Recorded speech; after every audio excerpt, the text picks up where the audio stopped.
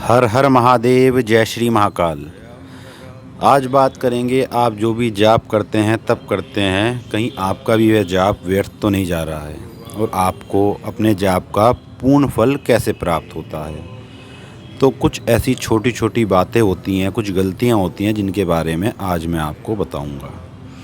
हम जब भी किसी शक्ति का जाप करते हैं, किसी मंत्र का जाप करते हैं, तो उसके देवी देवताओं की शक्ति हमारे से कनेक्ट होना शुरू हो जाती है, जिसमें अलग अलग मालाओं का इस्तेमाल बताया गया है। किसी में रक्त चंदन से जाप किया जाता है तो किसी में काली हकीक की माला से जाप किया जाता है, पर ज़्यादातर लोग जो है रुद्राक्ष की माला का ही प्रयोग करते हैं, जिसमें 108 दाने होते हैं।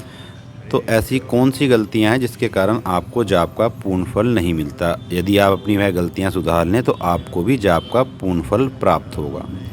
सबसे पहले तो जब भी आप जाप करें तो आसन का प्रयोग करें। आसन के ऊपर बैठकर ही जाप करें। जब आप जाप करते हैं तो आपके अंदर उस देवता की शक्ति का तत्व आता है। यदि आप आसन पर नहीं बैठेंगे तो जो भी आप जाप करेंगे वह धरती में समा जाएगा।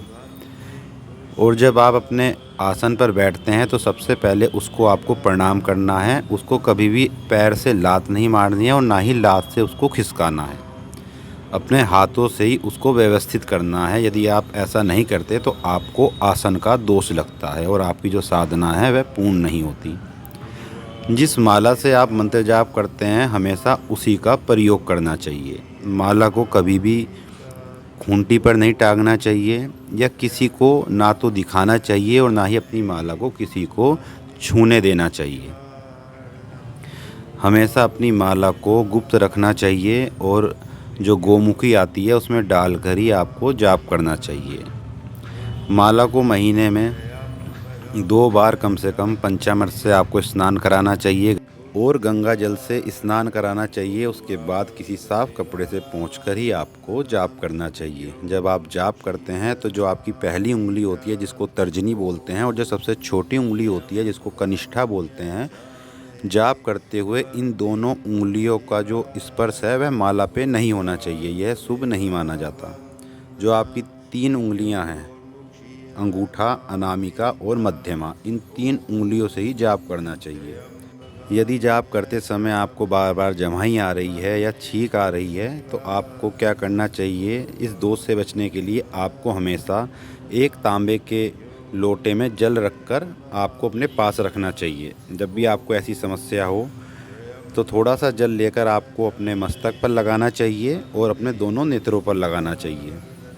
और जब आपका जप पूर्ण हो जाए तब आपको आसन छोड़ते हुए 2 से 4 बूंद जल की अपने आसन के नीचे डालनी चाहिए। उसके बाद उस जल को आपको अपने माथे पर लगाना है और दोनों नेत्रों पर लगाना है। इससे जो आपकी क्रिया है वह पूर्ण मानी जाती है और आपको पूर्ण फल की प्राप्ति होती है। जब आप माला का जाप करते हैं और माला का जो अंतिम सिरा आता है जिसको सुमेरु पर्वत बोलते हैं, उसको कभी भी लांघना नहीं चाहिए। जब आपके 108 दाने पूरे हो जाएं तो आपको माला को घुमाकर फिर से जाप शुरू कर देना चाहिए। तो ये थी कुछ गलतियाँ। यदि जाप के समय आपसे भी ऐसी गलतियां होती हैं तो इनमें आज से ही सुधार करें।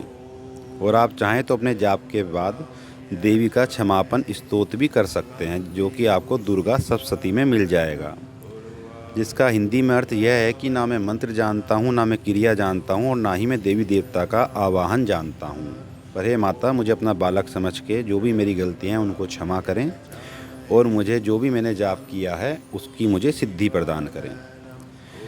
तो ये थी आज की जानकारी। आपको जानकारी पसंद आए तो वीडियो को आप लोग शेयर करें और ऐसी ही जानकारी प्राप्त करने के लिए हमारे चैनल को सब्सक्राइब करें। हर हर महादेव, जय श्री महाकाल।